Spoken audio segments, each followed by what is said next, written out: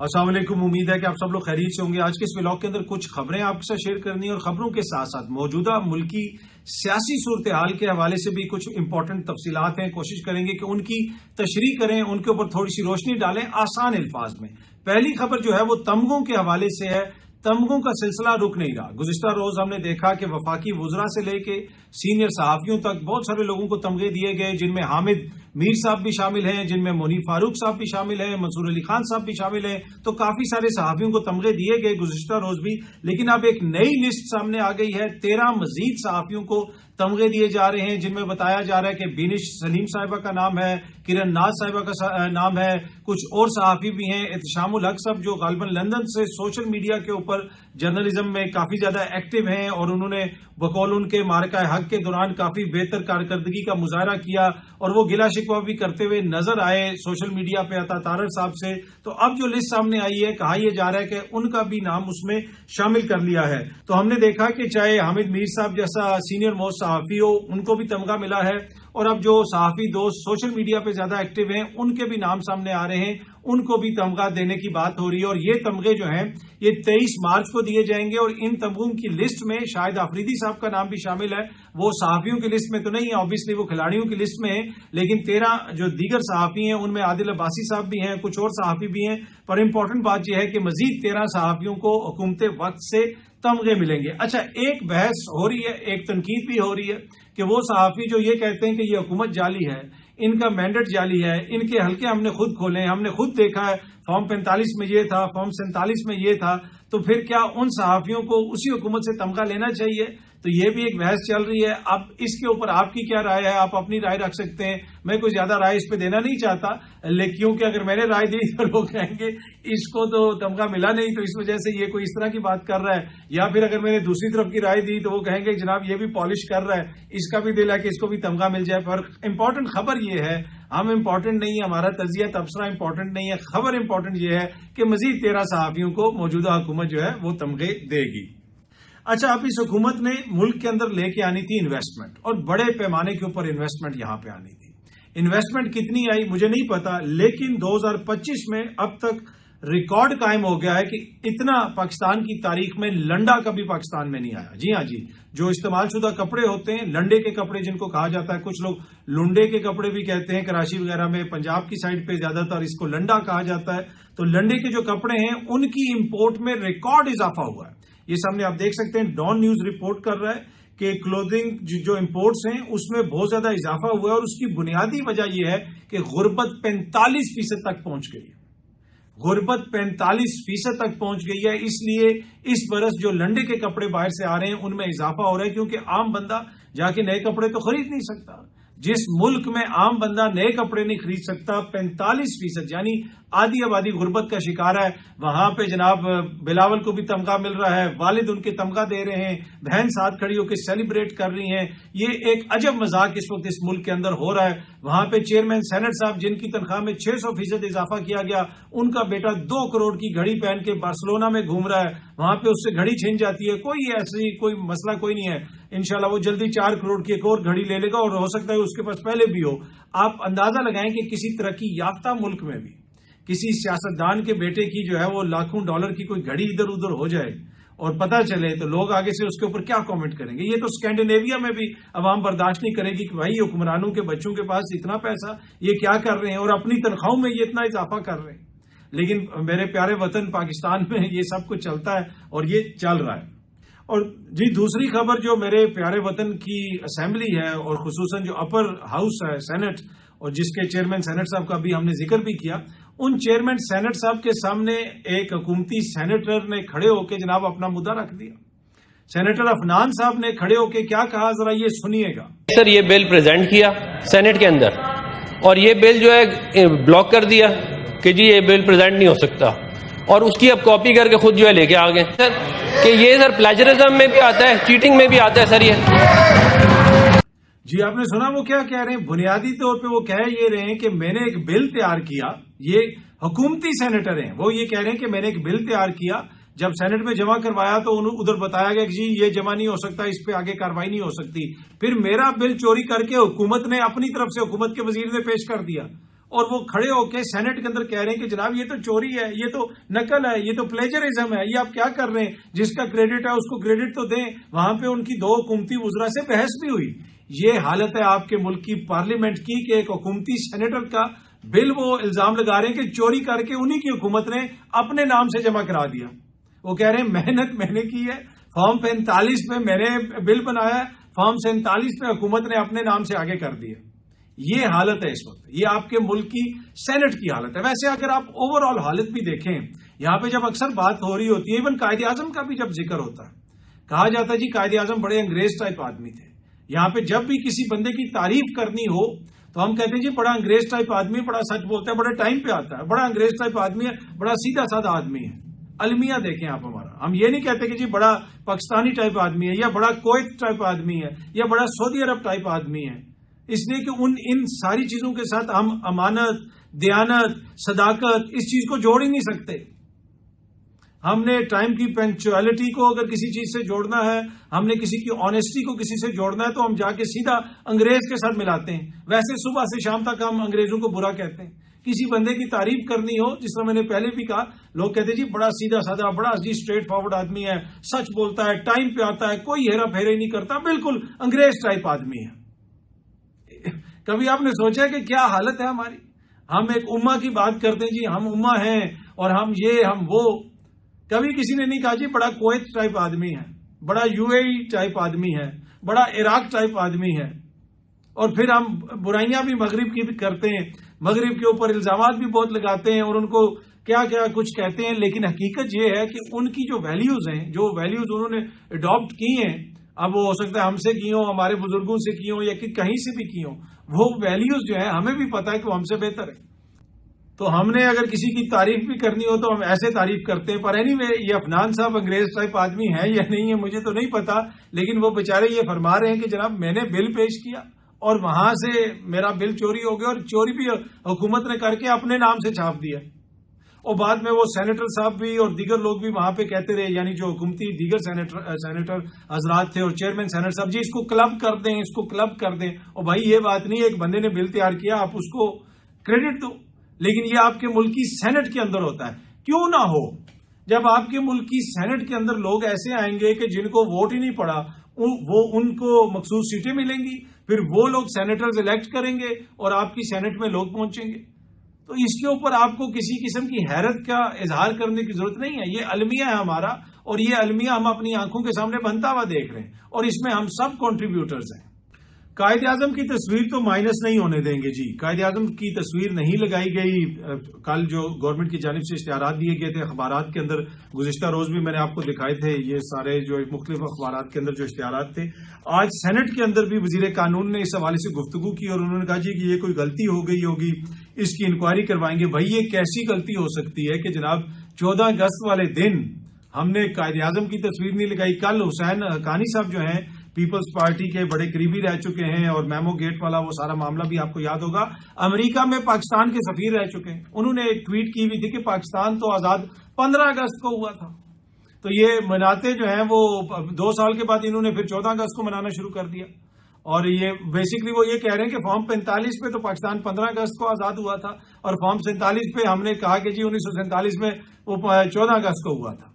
تو وہ بات انہوں نے کی، اور انہوں نے ایک چیز بھی شیئر کی ہوئی تھی۔ ویسے جو برطانوی حکومت کے آفیشیل ڈاکومنٹ ہے، اس ڈاکومنٹ کے اندر 15 اگست کی تاریخ ہے، اور اس کے اوپر یادگاری ٹکٹ وغیرہ بھی جاری کیا گیا تھا۔ وہ تاریخ تو 15 ہی اگست ہے، لیکن کچھ لوگ یہ کہتے ہیں کہ جی ہم انڈیا کے ساتھ اکٹھا نہیں منانا چاہتے تھے، اس وجہ سے پھر پاکستان نے 14 اگست چوز کر لیا۔ کچھ لوگ یہ کہتے ہیں کہ جی پہلے 2 سال وہ 14 اگست جو ہے نہیں منائی گئی تھی، بلکہ 15 اگست منائی گئی تھی، 1949 میں اس کو تبدیل کیا گیا۔ لیکن یہ جو سامنے آپ چیز دیکھ رہے ہیں، یہ برطانیہ کی جو آفیشیل حکومت کی ویب سائٹ ہے، یہ آج سے تقریباً کوئی 15 برس پہلے میں نے برطانیہ کے اندر آرکائیوز میں بھی دیکھا تھا، وہاں پہ جا کے، اور اس وقت کا مجھے اس چیز کا پتا ہے، اور اس وقت بھی کسی سے بات ہوئی تھی۔ تو یہ بحث زیادہ نہیں ہوتی ہے، ہم تو سنس 14 اگست چل رہا ہے، 14 اگست ہی مناتے ہیں، لیکن ہمارے ایمبیسیڈر صاحب نے، جن کے حوالے سے بتایا گیا کہ جی پچھلے کوئی دور میں ان کو جب عمران خان صاحب کی حکومت کا خاتمہ کرنا تھا تو شاید کہیں پہ ان کی کوئی لابنگ کی سروسز وغیرہ بھی لی گئیں، اور ابھی بھی ان سے کوئی مشورے وغیرہ لیے جاتے ہیں۔ انہوں نے یہ بحث چھیڑی ہے، تو میں آپ کے ساتھ دوبارہ یہ چیز شیئر کر رہا ہوں کہ یہ سامنے آپ دیکھ سکتے ہیں، یہ برطانوی حکومت کی آفیشیل گورنمنٹ ویب سائٹ ہے اور اس کے اوپر موجود جو برطانوی حکومت کے ڈاکومنٹس ہیں وہ یہی بتاتے ہیں کہ 2 نئی کنٹریز بن رہی ہیں اور وہ 15 اگست کو بنیں گی. ایک کو انڈیا کہا جائے گا اور ایک کو پاکستان کہا جائے گا. تو سرکاری حد تک جو برطانوی سرکاری دستاویزات ہیں اس میں انہوں نے ہمیں آزادی 15 کو دی ہے, ہم نے ایک دن پہلے لے لی, تو بھائی ہماری آزادی ہماری مرضی. تو اس میں تو میرے خیال میں کوئی زیادہ وہ کنٹروورسی نہیں ہونی چاہیے. لیکن حسین حقانی صاحب نے جو بات کی ہے اس کا جو ریکارڈ ہے وہ ایسے ہی ہے برطانوی حکومت کا. اینی میں عرض یہ کر رہا تھا کہ جو قائد اعظم کی تصویر نہیں لگائی گئی تو اب تحریک انصاف والے کہہ رہے ہیں کہ قائد اعظم کی تصویر کو ہم مائنس نہیں ہونے دیں گے. کل 16 اگست کو قائد اعظم کی تصاویر اٹھا کے دن منانے کا اعلان کیا ہے. پاکستان تحریک انصاف نے یہ کہا ہے کہ کل قائد اعظم ڈے منایا جائے گا. ہر بندہ قائد اعظم کی تصویر لے کے نکلے, اپنی گاڑیوں پہ تصویر لگائیں, اپنے گھروں پہ تصاویر لگائیں, باہر قائد اعظم کی تصاویر اٹھا کے نکلیں, جدھر آپ نکل سکتے ہیں نکلیں, اپنے سوشل میڈیا پہ لگائیں. ہر طرف پاکستان کی عوام کو قائد اعظم کی تصویر نظر آنی چاہیے. میرے خیال میں یہ اچھی بات ہے, یہ اس میں تو ساری سیاسی جماعتوں کو مل کے کرنا چاہیے. And of the day Quaid Azam جو ہے وہ بابائے قوم ہے, ہم سب کے محسن ہے, پاکستان انہوں نے ہمیں بنا کے دیا. تو قائد اعظم کی تصویر لگانا تو میرے خیال میں یہ ایک بڑی اچھی بات ہے. لیکن جو تحریک انصاف والوں کو پوائنٹ ہے وہ یہ ہے کہ جناب حکومت نے ان کو مائنس کرنے کی کوشش کی. جو آفیشیل اشتہارات تھے اخبارات میں اس میں ان کی تصویر نہیں لگائی, نہ ہی علامہ اقبال کی تصویر لگائی. تو لہذا اس کے ریئیکشن کے طور پہ وہ یہ کہہ رہے ہیں کہ جی ہم قائد اعظم ڈے منائیں گے 16 اگست کو. ویسے آج پاکستان تحریک انصاف کے جو سینیٹر ہیں فیصل جاوید صاحب, انہوں نے وہ قائد اعظم کی تصویر اٹھا کے وہ ایوان میں بھی گئے ہوئے تھے, وہاں پہ بھی انہوں نے بات کی. اور اس کے بعد پھر اعظم نذیر تارڑ صاحب نے بھی اس حوالے سے, جس میں نے پہلے بھی بتایا, انہوں نے کہا کہ سارے معاملے کو دیکھا جائے گا, یہ کیسے غلطی ہوئی, کیوں ہوئی, اس کو کسی طرح بھی ہم نظر انداز نہیں کریں گے. خیبر پختونخوا میں جناب سیلاب سے کافی زیادہ نقصان ہوا ہے. بنیر کے علاقے میں, دیگر ایریاز کے اندر وہاں پہ بتایا جا رہا ہے کہ اوور آل جو ایریاز ہیں جس میں خیبر پختونخوا ہے, گلگت بلتستان ہے, آزاد کشمیر ہے, مختلف جگہوں کے اوپر جو سیلابی ریلیں آئے ہیں اس میں اب تک 160 سے زیادہ لوگوں کی اموات ہو چکی ہیں. اس کے ساتھ ساتھ خیبر پختونخوا میں ہی ایک سرکاری ہیلی کاپٹر گرنے کی اطلاعات ہیں. یہ باجوڑ کے علاقے میں امدادی کارروائیاں کر رہا تھا اور اس میں بتایا جا رہا ہے کہ تقریباً 5 افراد شہید ہوئے ہیں اور یہ خیبر پختونخوا کی حکومت کا ہیلی کاپٹر تھا. اچھا, دوسری جانب خیبر پختونخوا میں تو معاملات یہ چل رہے ہیں, لیکن پنجاب کی جو وزیر اعلیٰ ہیں وہ جناب 5 روزہ سرکاری دورے پہ جاپان جا رہی ہیں. یہ ویڈیو بھی شیئر کی گئی ہے. اس ویڈیو سے تو یہ نہیں لگتا کہ یہ کوئی کمرشل ایئرپورٹ ہے جہاں سے وہ جا رہی ہیں, لگتا یہی ہے کہ کوئی اسپیشل جگہ ہے, کوئی ایئر بیس وغیرہ ہے جہاں سے وہ اڑ رہی ہیں اور کوئی چارٹرڈ پلین ہوگا. اس لیے کہ جو ویڈیو شیئر کی گئی ہے اس میں وہ پورا جہاز اس طرح نہیں دکھایا گیا, بڑے چھوٹی سی ویڈیو ہے جو مختلف صحافیوں نے شیئر کی بھی ہے, اور صحافی عمر دراز گوندل صاحب نے بھی وہ شیئر کی بھی ہے. اور اس ویڈیو کے اوپر مزمل اسلم صاحب جو خیبر پختونخوا کے وزیر خزانہ ہیں انہوں نے یہ ٹویٹ کیا ہوا ہے کہ جاپان خیبر پختونخوا کا جو وفد ہے وہ کمرشل فلائٹ اور اکانومی کلاس میں گیا تھا. وہاں پہ ہم نے جو ہوٹل استعمال کیے تھے ان کے لوگوں نے وہ بھی عام سے ہوٹل تھے. اب پنجاب کا وفد جو ہے وہ چارٹرڈ جہاز اور ہوٹل اور باقی کی جو ڈیٹیلز ہیں وہ ہمارے صحافی حضرات خود معلوم کر لیں. رائٹ آف انفارمیشن ایکٹ تو فی الحال معطل ہے پنجاب میں. وہ یہ کہہ رہے ہیں کہ جی پنجاب میں رائٹ آف انفارمیشن ایکٹ معطل ہے فی الحال, تو وہ انفارمیشن آپ کو نہیں ملنی. لیکن وہ یہ کہہ رہے ہیں کہ یہ چارٹرڈ طیارے کے ذریعے مریم بی بی جا رہی ہیں. میڈیا بھی اس کو کور کر رہا ہے, یہ سامنے آپ دیکھ سکتے ہیں. میڈیا کے اندر بھی ہیڈ لائن لگی ہوئی ہے کہ Maryam Nawaz makes history as first Punjab C M to visit Japan. کیونکہ وہ پہلی خاتون وزیر اعلیٰ ہیں, وہ جاپان جا رہی ہیں, تو اس سے تاریخ بن رہی ہے. اس میں یہ بھی لکھا ہوا ہے کہ وہاں پہ جا کے جو ہے visit is being regarded as significant step towards جو بائیلیٹرل اکنامک تعلقات ہیں اس میں, اور ڈسکشن جو ہوگی وہ انویسٹمنٹ کی اپرچونٹیز پہ ہوگی, دیگر چیزوں پہ ہوگی. بھائی ہم نے جا کے جاپان میں کیا انویسٹ کرنا ہے, بیسکلی تو یہی ہے نا کہ وہاں سے یہاں پہ کیا انویسٹمنٹ آئے گی. جو بڑا ان کا 1 ہفتے سے زیادہ کا غالباً چائنا کا دورہ تھا, اس کے نتیجے میں تو ہم نے وہاں سے بسیں خریدی ہیں, وہاں سے ابھی تک خریدا ہی ہے مال, وہاں سے انویسٹمنٹ کیا آئی ہے. پنجاب کے اندر کتنی فیکٹریاں چائنیز نے آ کے لگا دی ہیں, پنجاب کے اندر کتنے ارب ڈالر کی انویسٹمنٹ آئی ہے. میرے خیال میں رائٹ آف انفارمیشن ایکٹ بے شک معطل ہے جیسے مزمل اسلم صاحب کہہ رہے ہیں. آئی ڈونٹ نو وہ معطل ہے یا نہیں ہے, لیکن حکومت پنجاب کو سارا ڈیٹا شیئر کرنا چاہیے. اور پھر میں نے تو پہلے بھی آپ سے یہ چیز شیئر کی تھی کہ ہم نے پہلے بھی ان سے ریکویسٹ کی تھی کہ بھائی آپ نے اس سال جنوری سے لے کے جون تک کتنے پیسوں کے اشتہارات دیے ہیں، سرکاری اشتہارات جن میں مریم بی بی کی تصاویر لگی ہوئی تھیں، چاہے وہ بینرز ہیں، اشتہارات ہیں، ٹی وی پہ دیے ہیں، اخبارات میں دیے ہیں، ان کی تفصیلات دے دیں. ہم نے جو ریلیونٹ ڈپارٹمنٹ ہے ان کو ای میل بھیجی بھی ہے، کافی ٹائم ہو گیا ہے، 1-2 ہفتے ہو گئے، لیکن کوئی جواب نہیں آیا. کوئی جواب آئے گا تو وہ بھی ہم آپ کے ساتھ شیئر کر دیں گے. اچھا، سیالکوٹ کے جو اے ڈی سی آ رہے ہیں وہ خواجہ صاحب کے کہا جاتا تھا کہ بڑے قریب ہیں. ویسے خواجہ صاحب کو تو تمغہ مل گیا ہے، اے ڈی سی آر بیچارے کو جوڈیشل ریمانڈ مل گیا ہے، اس کو 14 روزہ جوڈیشل ریمانڈ پہ جیل بھیج دیا گیا ہے. اب یہ بتایا جا رہا ہے کہ شاید اس کی ضمانت وغیرہ اپلائی کی جائے گی. جب وہ جوڈیشل ہو گیا ہے اب اس کی ضمانت اپلائی کی جا سکتی ہے. اور کبھی امکان یہ ہے، آج ہی میری کسی حکومتی شخصیت سے بات ہو رہی تھی، وہ یہ کہہ رہے تھے کہ اس کو ضمانت مل جائے گی اور یہ باہر آ جائے گا. اب دیکھتے ہیں یہ باہر آتا ہے یا نہیں آتا، لیکن ان کے اوپر کرپشن کے سنگین نوعیت کے الزامات ہیں. اچھا، میں دیکھ رہا تھا ایک دانشور جو ہیں وہ ویڈیو بنا رہے تھے اور اس میں وہ عمران خان صاحب کی صحت کے حوالے سے بات کر رہے تھے کہ کوئی ایسی بیماری ہو سکتی ہے، ٹائم اس کے خلاف ہے، یہ وہ اس قسم کی بات. عمران یہ کہتا ہے، عمران نے جو کرنا تھا وہ اس طرح بات کر رہے تھے کہ جیسے عمران کوئی پرائمری کا بچہ ہے. آپ بھی بہت بڑے دانشور ہوں گے، لیکن دانشوری جو ہے نا وہ اس میں پہلا جو پوائنٹ ہوتا ہے وہ ہمبلنس ہوتی ہے کہ آپ ہمبل ہوتے ہیں. جو میں اکثر صحافیوں کو دیکھتا ہوں کہ میں نے شہباز شریف کے سامنے یہ کہہ دیا، میں نے عمران خان کے سامنے یہ کہہ دیا، میں نے فلانے کے سامنے یہ کہہ دیا. بھائی یہ کون سی بدتمیزی یا بد تہذیبی، کون سی کوئی بڑی چیز ہے؟ ویسے میں نے بڑے بڑے جو ارسطو ہیں نا، جو باہر بیٹھے ہوئے باتیں کر رہے ہوتے ہیں حکمرانوں کے سامنے، جو ہے نا یہ یہی کر رہے ہوتے ہیں. اب آپ تمغوں سے یہ اندازہ لگا لیں کہ جناب جس کو تمغہ ملتا ہے وہ بھاگ کے جاتا ہے، تمغہ لے لیتا ہے. جدھر کوئی امپورٹنٹ میٹنگ ہو رہی ہوتی ہے ان کی کوشش ہوتی ہے کہ سب سے آگے ہم بیٹھے ہوں. تو بھائی یہاں پہ تو حکمرانوں کو امپریس کرنا، طاقتوروں کے آگے پیچھے گھومنا وہ صحافیوں کی ہابی ہے. لیکن باتیں صحافی ایسی کرتے ہیں کہ جیسے پوری پاکستان میں اسٹیبلشمنٹ بھی خراب ہے، عدلیہ بھی خراب ہے، سیاستدان بھی خراب ہیں، صحافی سب سے اچھے ہیں. ہاں، ہم اسٹیبلشمنٹ پہ تنقید بھی کریں گے، ہم اینٹی اسٹیبلشمنٹ بھی بنیں گے، ہم حکومت کو بھی رگڑیں گے، ہم سب کچھ کریں گے، لیکن ایٹ دا سیم ٹائم ہم یہ جو نظام ہے حکمرانوں کا، اشرافیہ کا، اس کے بینیفیشری بھی بن کے رہیں گے.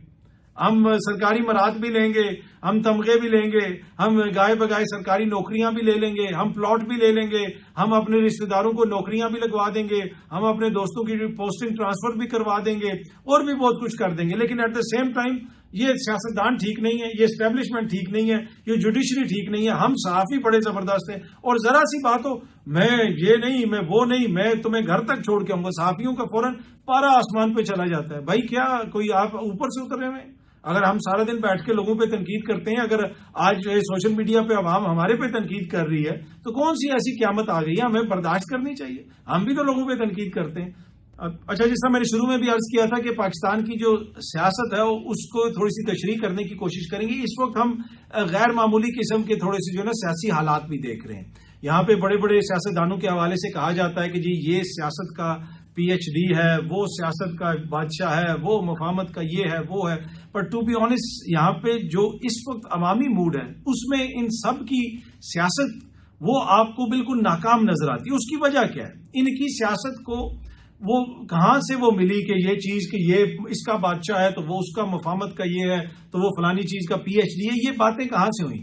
یہ وہیں سے یہ جو تمغے والی ساری سرکل ہے اسی کے اندر جو صحافت ہوتی ہے، اسی کے اندر آگے پیچھے جو ساری چیزیں ہوتی ہیں، جو ڈرائنگ رومز ڈسکشن ہوتی ہیں، کہیں پہ ایک جگہ پہ بیٹھ کے، وہی جو ہے نا ایک ایسا سرکل ہے کہ وہی ڈرائنگ رومز ہیں، وہیں پہ صحافی بیٹھتے ہیں، وہیں پہ حکمران اشرافیہ بیٹھتا ہے، وہ ایک دوسرے سے بات کرتے ہیں، وہ ایک دوسرے کی ذہن سازی کرتے ہیں، اور وہ ٹوٹل ڈسکنیکٹ آپ کو عوام سے نظر آتا ہے. تو ان سرکلز کے اندر تو آپ کسی بھی سیاستدان کو عظیم بنا دیں، کسی کو کیا بنا دیں، کسی صحافی کو آپ جو ہے جے پی اسکاٹ بنا دیں، کسی کو کچھ بھی بنا دیں، کوئی ایسا ایشو نہیں ہے، آپ جو مرضی کرتے رہیں. لیکن عوام سے جو ڈسکنیکٹ ہے وہ بالکل واضح ہو گیا.